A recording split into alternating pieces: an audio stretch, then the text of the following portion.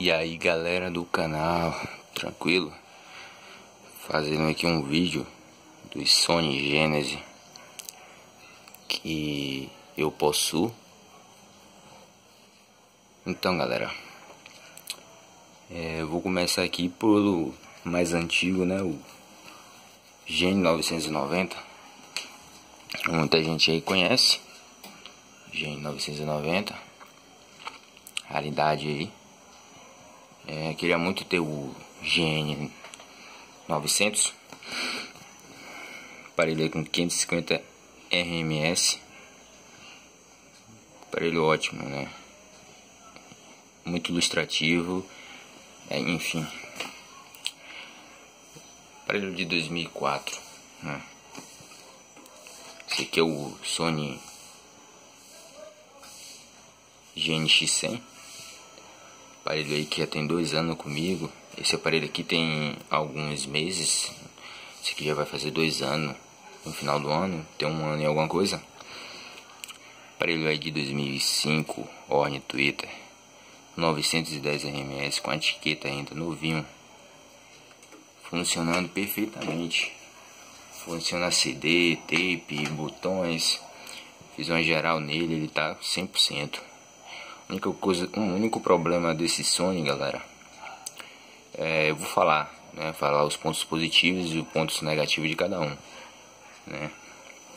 Esse aqui é o GTX 787, aparelho aí que eu peguei de um colega pra fazer uma revisão aí. Ele não tá acendendo o multi-jog como o GNX e o GN tá funcionando, né? Aparelho aí na época aí, eu acho 2010, 2009, 2010. E aí depois lançou o GTR 6 e o GTR 66H. Nunca tive nenhum dos dois, mas brevemente poderei ter ele. Se eu achar uma oportunidade aí eu pego. Aparelho aí, Sony diz que tem 600 RMS, né? Aparelho ótimo, tem delay. Muita coisa que faltou nos aparelhos de hoje aí é o delay, essas coisas todas, entendeu? Todos possuem esse sistema de VAX, galera. Todos esses aí, né? E esse aqui é o atual, é o GTR 888. Aparelho aí com as caixinhas ali. Esse aparelho aí adquiri em 2011. Muito bom. Ele também é do ano de 2011. Aparelho completo, funcionando perfeitamente. Saída digital, tem DJ Effect, tem outras equalizações aqui. Então pessoal, continuando com o vídeo aqui. Esses aí é os aparelhos aí que adquiri, tenho uma certa experiência com todos eles.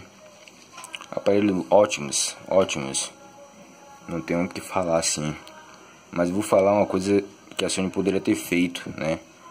No Gen 990. Sony Gen 990, para você chegar lá na saída no STK, assim como o Sony GNX100, você tem que ir lá.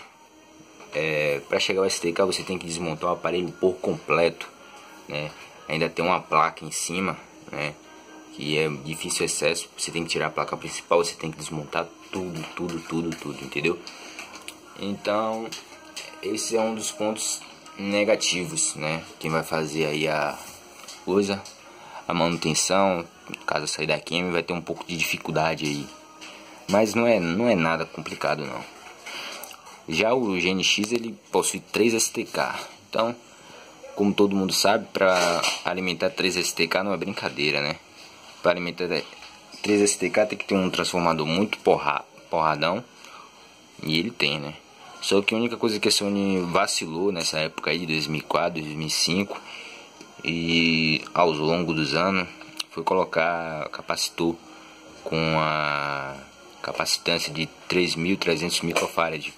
Então esse aparelho usa esses capacitores, e provavelmente é uma tragédia que a Sony faz colocando esses capacitores de baixa capacitância e que ferra o transformador e ferra o STK e enfim, não alimenta, não tem uma alimentação muito boa, entendeu?